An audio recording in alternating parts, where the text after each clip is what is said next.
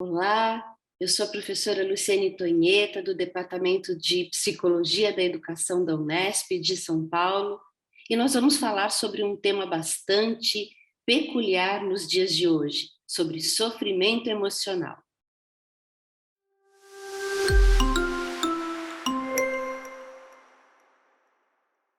Na pandemia, as crianças viveram bastante situações de problemas como nós adultos, os medos, as angústias pelo que aconteceria, as perdas que tivemos das pessoas queridas, os momentos de angústia, de tristeza que foram vividos, a preocupação com o futuro, a falta dos amigos, o isolamento social, fez com que crianças e adolescentes se sentissem bastante preocupados, ansiosos, deprimidos, solitários.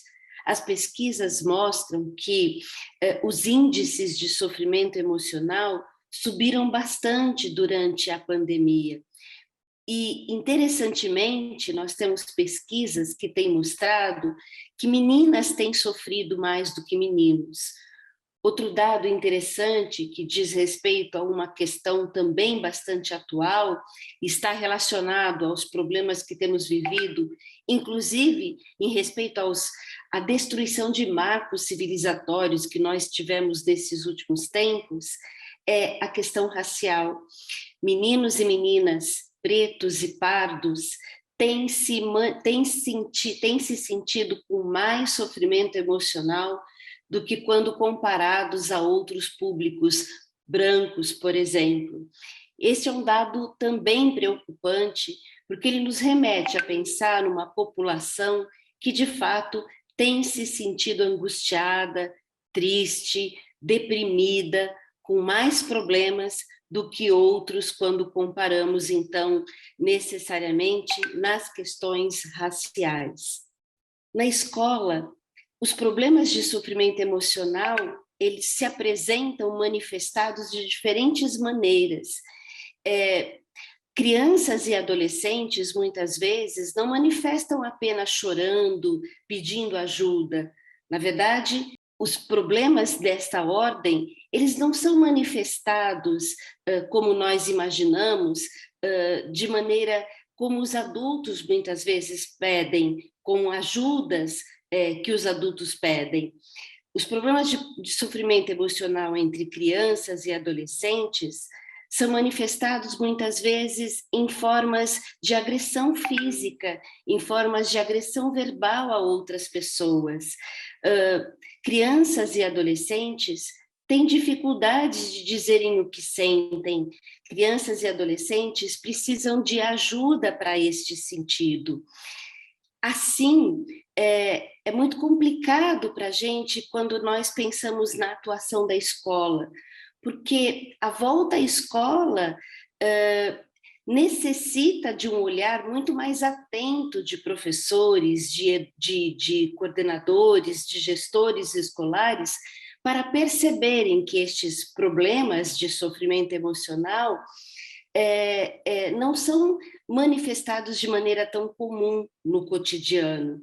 É preciso um olhar atento a eles para entender que muitas vezes os comportamentos de agressão, os comportamentos disruptivos, de indisciplina, estão demonstrando, na verdade, situações em que crianças e adolescentes não conseguem transformar em palavras. Isso significa dizer, então, que o trabalho da escola não deve se resumir a uma semana de acolhida, não deve se resumir a momentos específicos para que crianças e adolescentes possam dizer o que sentem. Na verdade, o cotidiano da escola, a partir deste momento pandêmico, precisa ser modificado. Se aprendemos algumas coisas na pandemia, uma delas é que a escola não pode mais ser a mesma. E que no momento, portanto, de escola sem paredes, como este que nós temos vivido, é necessário mais um componente a ser incorporado na escola. O que necessariamente não é de agora que temos dito, ou que as pesquisas têm evidenciado, a necessidade de se trabalhar com competências socioemocionais dentro dos contextos escolares. Isso significa que é preciso olhar para as questões afetivas ou como as crianças manifestam os seus problemas como algo a ser trabalhado dentro do cotidiano da escola. Como fazer isso?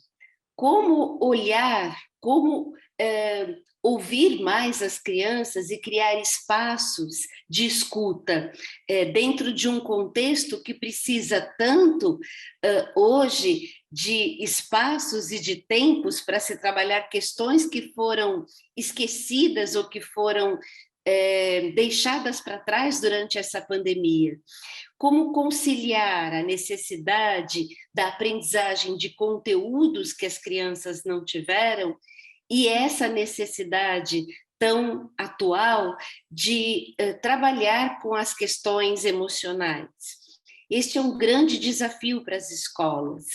Isso significa dizer que as escolas, primeiro, precisam de espaços para trabalhar com os seus próprios professores, ou seja, espaços para que seus professores possam pesquisar, possam refletir, possam conhecer práticas mais inovadoras de trabalho com suas crianças e adolescentes, métodos que permitam que as crianças se sintam participantes, que se sintam pertencentes. Interesse nas crianças e adolescentes é um tema extremamente necessário hoje para que nós possamos transformar as nossas aulas em aulas mais motivadoras, em aulas em que crianças e adolescentes possam participar, possam se sentir interessadas, possam sentir que elas podem planejar, que elas podem avaliar, que elas podem apresentar os conteúdos que já sabem daquilo que os seus professores apresentam. Outra estratégia que nós temos que usar nas nossas aulas são ferramentas já bastante difundidas quando nós pensamos nas questões de bullying ou nas violências escondidas. Nós temos pesquisado muito a participação de crianças e adolescentes na ajuda aos seus próprios colegas.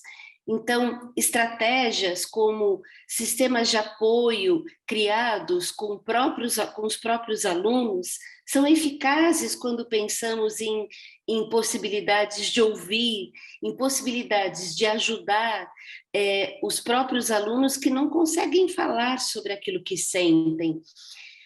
Estratégias que são usar de espaços para que os próprios alunos criem eventos, criem atividades que possam fazer com que aqueles que sentem tristeza, angústia, preocupações, que não sabem dizer com palavras aquilo que sentem, possam ser acolhidos e possam aprender com os seus pares formas mais assertivas de resolver seus conflitos.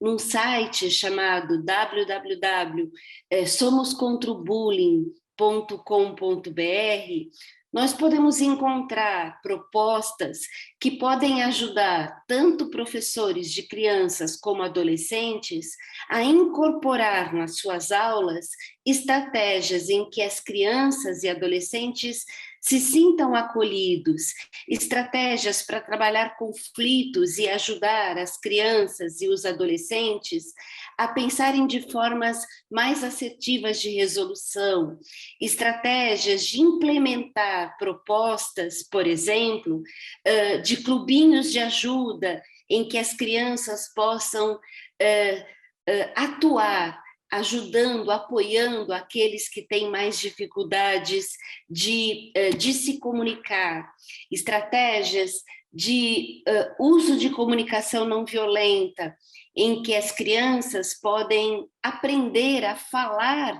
de formas menos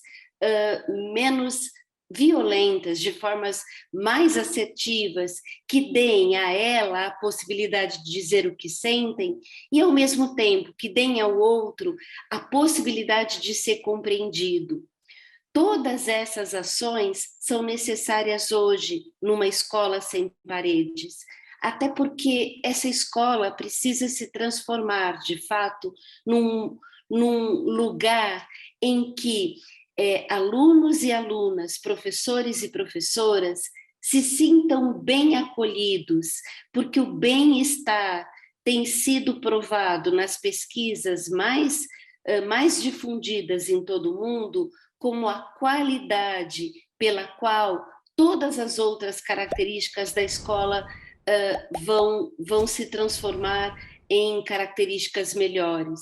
Se queremos melhores desempenhos entre nossas crianças e adolescentes, nós precisamos que elas se sintam bem acolhidas, se sintam bem cuidadas na escola. Cuidado, acolhida e proteção não é algo apenas de professores, de cuidadores, mas é algo que nós precisamos e podemos difundir entre as próprias crianças e adolescentes que podem cuidar dos seus pais. É isso.